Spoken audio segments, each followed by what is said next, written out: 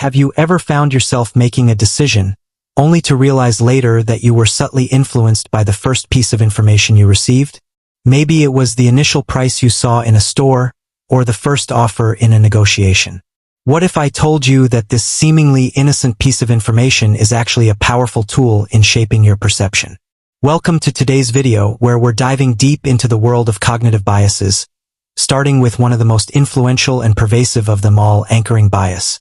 And if you want to explore these concepts further, make sure to check out the book 48 Cognitive Biases, the ultimate guide to clear thinking. So what exactly is anchoring bias? At its core, anchoring bias is the tendency for our brains to rely heavily on the first piece of information, an anchor, when making decisions.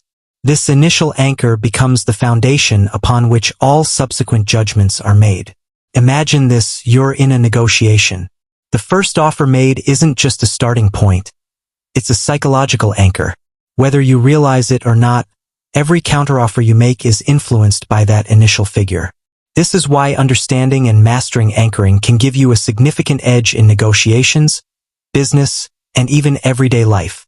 In a famous study by behavioral economists Amos Tversky and Daniel Kahneman, participants were asked to estimate the number of African countries in the United Nations. But here's the twist. Before answering, they were shown a random number. This number, irrelevant as it was, acted as an anchor. Participants who saw a higher number gave higher estimates, while those who saw a lower number gave lower estimates. This experiment shows just how powerful and subtle anchoring bias can be. Even when the anchor is arbitrary, it can still shape our perception and decision-making. But anchoring bias isn't just something to watch out for, it's a tool you can wield. Here are some strategies to master this cognitive bias.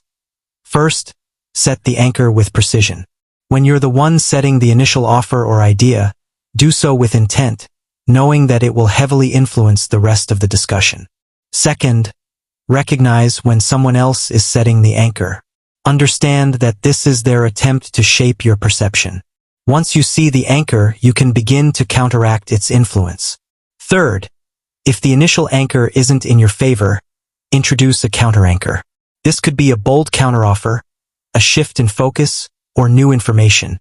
Finally, practice detachment. Train your mind to question the anchor and explore alternative perspectives. The more you practice this, the less susceptible you'll be to its influence.